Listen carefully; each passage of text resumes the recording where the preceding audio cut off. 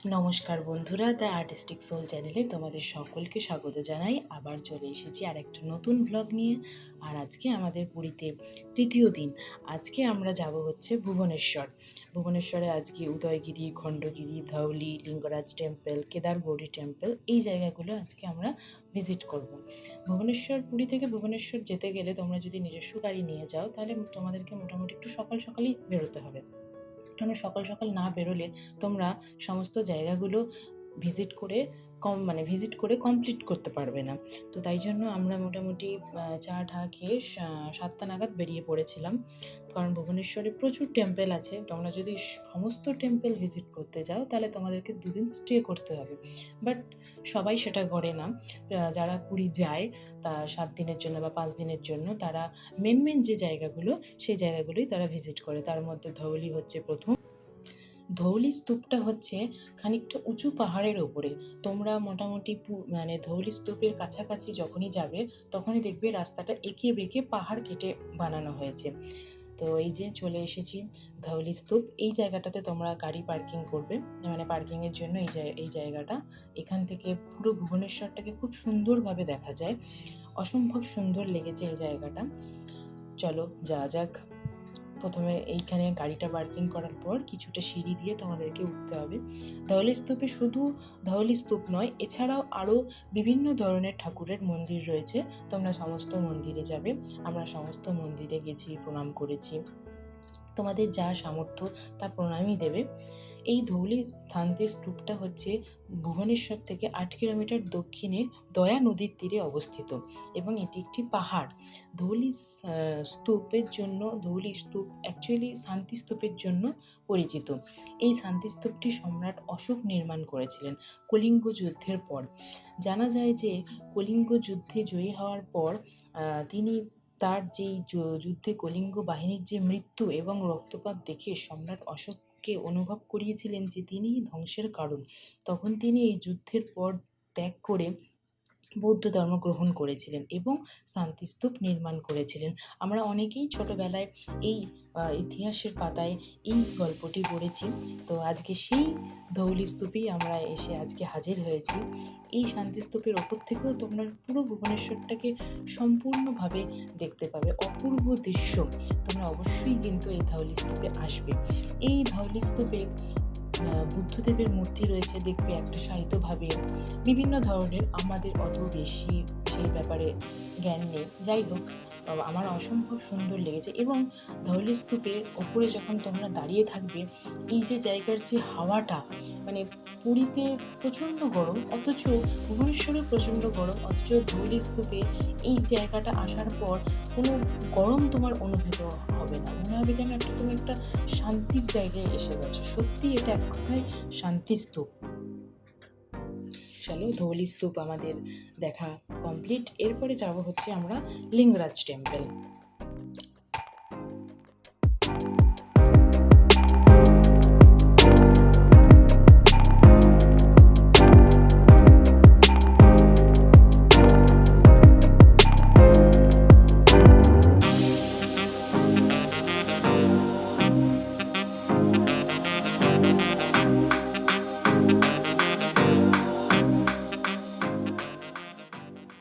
এই লিঙ্গরাজ টেম্পল কিন্তু তোমরা ভেতরে ভিডিও করার কোনো পারমিশন নেই। তোমরা বাইরে থেকে ফটো তুলতে পারো বা বাইরে থেকে তোমরা ভিডিও করতে পারো, কিন্তু তোমরা যদি লিঙ্গরাজ টেম্পলের ভেতরে ভিডিও নিয়ে তোমাদের কিন্তু প্রবেশ নিষেধ।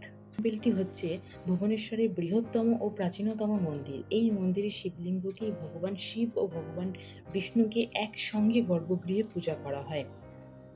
এই লিঙ্গরাজ মন্দিরটি রাজা যযাতি কেশরী দ্বারা নির্মাণ করা হয়েছিল।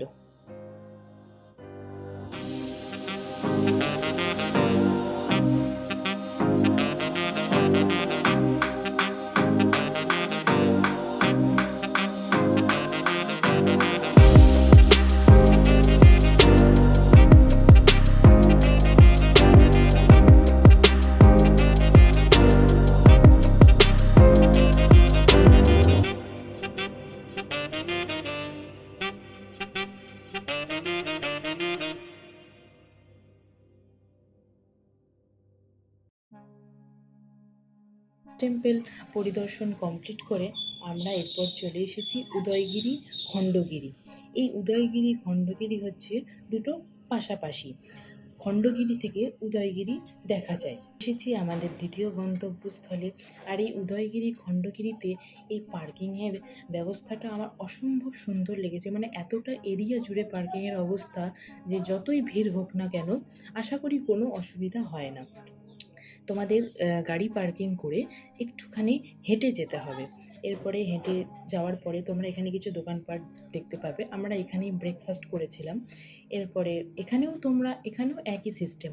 তোমরা অফলাইনেও টিকিট কাটতে পারো, অনলাইনেও টিকিট কাটতে পারো। তবে অনলাইনে টিকিট কাটলে 5 টাকা কম পড়ে। এবারে যার যেটা সুবিধা, যদি কেউ অনলাইনে টিকিট কেটে রাখো তাহলে অনলাইনে টিকিট গার্ডকে দেখিয়ে তোমরা ভেতরে প্রবেশ করতে পারবে। আমরা প্রথমে যাব হচ্ছে খণ্ডগিরি। এই খণ্ডগিরিতে ভারতীয়দের জন্য 15 টাকা করে টিকিট, আর এইটা সকাল 9টা থেকে বিকেল 6টা পর্যন্ত খোলা থাকে।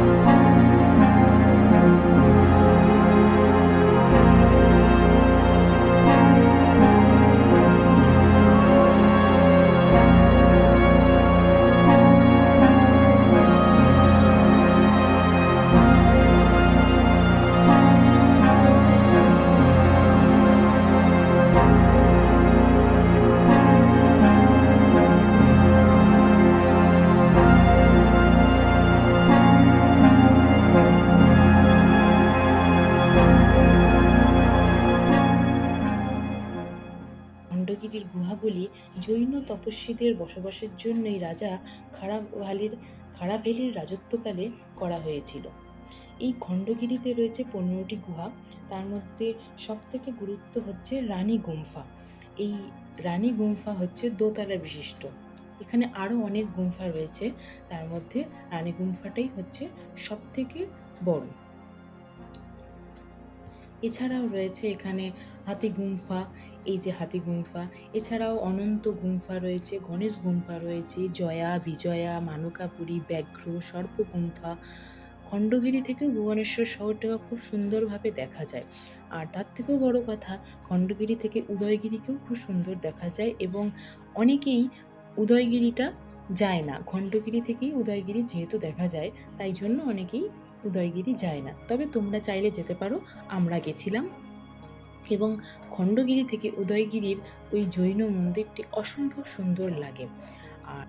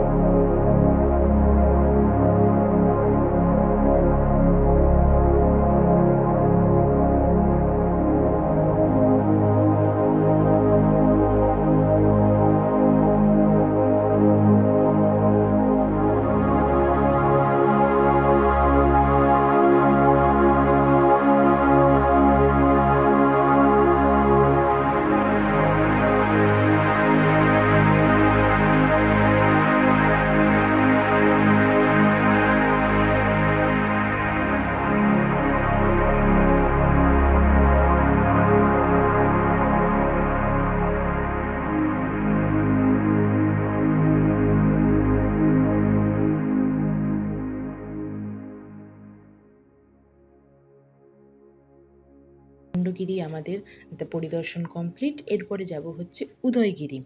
এই উদয়গিরিতে রয়েছে 18টি গুম্ফা, তবে এখানে সিঁড়ি কম, কিন্তু তোমাদের খণ্ডগিরিতে সিঁড়ির সংখ্যাটা বেশি। তো চলো এবার যাওয়া যাক উদয়গিরি। উদয়গিরিতে অনেকগুলো গুম্ফা আছে, তবে এখানে মেন হচ্ছে যে জৈন মন্দির। এই জৈন মন্দিরতে তোমরা চাইলে আসতে পারো, এবং তবে এই জৈন মন্দিরের ভিতরে ক্যামেরা নিয়ে প্রবেশ নিষেধ আছে। তোমরা শুধু ফোন অ্যালাউ আছে, এছাড়া বাকি কোনো ক্যামেরা, গোপ্রো, এগুলো ভিডিও ক্যামেরা, হ্যান্ডিক্যাম, এগুলো তোমরা ইউজ করতে পারবে না। শুধু তোমরা ফোন দিয়ে ফটো তুলতে পারো, এছাড়া আর কোনো অ্যালাউ নেই। এখানে হিন্দু ধর্ম ও জৈন ধর্মের একটা অপরূপ মেলবন্ধন রয়েছে। অসম্ভব সুন্দর লেগেছে আমার এই উদয়গিরি আর খণ্ডগিরির দৃশ্যটা। তোমাদের কেমন লেগেছে আমাকে কমেন্টে জানিও, আর যারা যারা এসেছিলে তাদের কেমন লেগেছে তারাও আমাদেরকে জানিও। আজকে আমাদের উদয়গিরি খণ্ডগিরি পরিদর্শন কমপ্লিট। এরপরে আমরা যাব হচ্ছে কেদারগৌরী টেম্পল। চলে এসেছি কেদারগৌরী টেম্পল। এই টেম্পলটি ভুবনেশ্বরের বিখ্যাত মন্দির এবং মুক্তেশ্বর টেম্পলের কাছেই অবস্থিত। তোমরা এখান থেকে মুক্তেশ্বর টেম্পলেও যেতে পারো। এই মন্দিরে পূজিত হন ভগবান শিব, হনুমান, দুর্গা, গণেশ। এই মন্দির চত্বরে দুটো পুকুর রয়েছে, একটি ক্ষীরাকুণ্ড আর একটি মারিচিকুণ্ড। এই মন্দির চত্বরে দুটো পুকুর রয়েছে, একটি ক্ষীরাকুণ্ড আর একটি মারিচিকুণ্ড। এখানে একটা নাগলিঙ্গ ফুলের গাছ রয়েছে। এই নাগলিঙ্গ ফুলটা এখানে সমস্ত মন্দিরে ভগবান শিবের পুজোয় ব্যবহার করা হয়। তোমরা লিঙ্গরাজ টেম্পলেও দেখতে পাবে যে পুজোর ডালিতে এই লিঙ্গরাজ ফুল দেওয়া হয়ে থাকে। আর কেদারগৌরীতে এসে আমি এই লিঙ্গরাজ ফুলটা দেখতে পেলাম। এখানে একটা খুব সুন্দর ফল রয়েছে, এই ফলটা অনেকটা বেলের মতো। এই নাগলিঙ্গ ফুল গাছটাতে প্রতিদিন 1000টি করে ফুল ধরে। চলো, কেদারগৌরী টেম্পল পরিদর্শন কমপ্লিট। এরপরে আমাদের গন্তব্য হচ্ছে পুরী। আজকের মতো ভিডিওটি এখানেই শেষ করলাম। দেখা হবে নেক্সট ব্লগে। সবাই সুস্থ থেকো, ভালো থেকো, আর কেমন লাগলো অবশ্যই কমেন্টে জানিও।